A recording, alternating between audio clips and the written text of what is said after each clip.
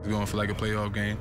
They're going to come out with a lot of, energy. They at home, especially from, last time, and we'll be ready.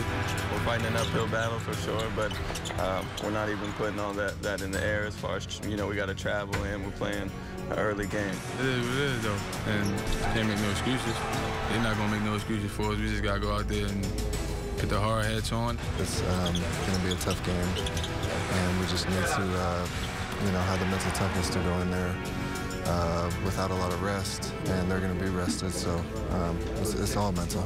So we're excited, and we know what we're playing for. 1, 2, 3. That man is on fire. Kaboom! 1, 2, 3. Wayne Ellington, the man with a golden arm, strikes again. 1, 2, 3. Bottoms up. A long through. Kaboom! Tyler Johnson triples. Waiters for 3. Kaboom! James Johnson, that's good. A triple. Magruder from downtown. Kaboom! 1, 2, 3. Get him. Waiters from downtown. 1, 2, 3. 4 on the shot clock. Waiters from deep. Banks it in with 12 seconds left. Hassan Whiteside and surging Miami facing Paul George and the Indiana Pacers. Now the Pacers would jump out to a lead early. Jeff Teague's going to find Miles Turner for the lay-in. Now Paul George with the basketball, little step-back jumper here. Monte Ellis going to get in the act. He's going to pull up for 3, and Indiana led by a dozen. But then Hassan Whiteside takes over. Dion Waiters is going to pass to Whiteside. He slams it home. Waiters this time is going to shoot and miss, but there's Hassan Whiteside to clean things up. Dion Waiters, guess what? He misses again, but there's Hassan Whiteside again. Now this one, Whiteside would finish with 26 points and 21 rebounds. But Paul George usually has an answer, and he's got one here. Weaves his way around the defense and throws up the floater. Rodney Stuckey over to Paul George for 3. Indiana up by 8. As to what happened down the stretch, John, when the Heat did take that lead. Yeah, I mean, this game really, my credit Miami, they never gave up. They made plays right here. James Johnson knocks in a 3. He called it. Not planned off the glass, but we'll take it. We'll take it, bank. And he plays it off, act as if, as my father always told me. Yeah. Act like you meant it. and coming right back, this guy got it going. Wayne Ellington was outstanding off the bench. We'll talk more about him, but he was knocking down 3s.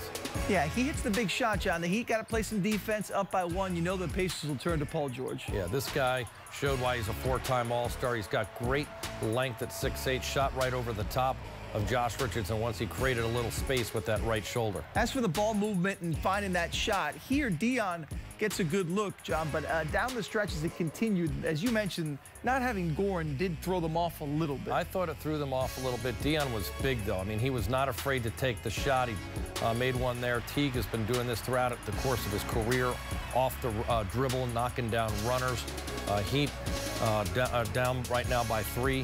And this, I thought, was the killer play for Miami. And this is Miles Turner, a really nice young player in this league. Second effort, able to get the dunk. And that's a timeout situation as the Heat go up. Or check that, go down by 5. It's a 2-possession game that really hurt Miami giving up that rebound. Yeah, they have the 3-point game. If they get the rebound with a chance to tie or get it within 1, instead, of course, we see the rest is history. I really like what he showed here. He went in the paint.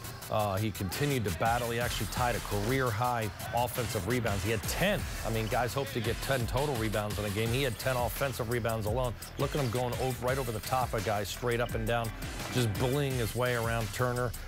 He had his 4th double-double, I should say 4th 20-20 game of the year in terms of overall production with 26 points and 21 boards. I mentioned 10 offensive rebounds. If a guy can get 3 offensive rebounds, that's amazing. So to have 10 is ridiculous.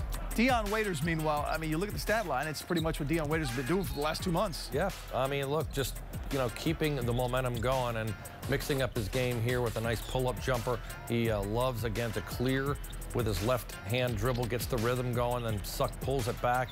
And this time he does it with the right. He did a really nice job of trying to lead this team with Dragic out, making and taking the big shots when they needed it, and he was very efficient. Wayne Ellington as well. The three-point shot that the Heat needed to get back into it, he was the one providing it, John. Yeah, he was. Off the bench, he was really, really good. In 27 minutes, he went 7 of 13, including 5 made threes, 19 points. This bench really did a good job outscoring Indiana's bench by 16 points overall. Wayne Ellington had a lot to do. The catch-and-shoot game was going masterfully. Watch him move off the screens, nice down screen. Just creates enough space where he can catch, turn, and square and shoot over Stuckey. Boss, get some rest and get right back at it. Once again, the final tonight, though, they fall to the Pacers, 102-98 the score. If you'd like to catch tonight's game again, tune in tonight at midnight or tomorrow at noon. We replay all of tonight's action presented by your South Florida Honda dealers. This has been a presentation of Fox Sports Sun, your exclusive home for Miami Heat basketball. My partner, John Crotty, the one and only Jason Jackson, the great duo of Eric Reed and the coach, Tony Fiorentino. I'm Will Mansell saying thanks for watching. We leave you now with the final take.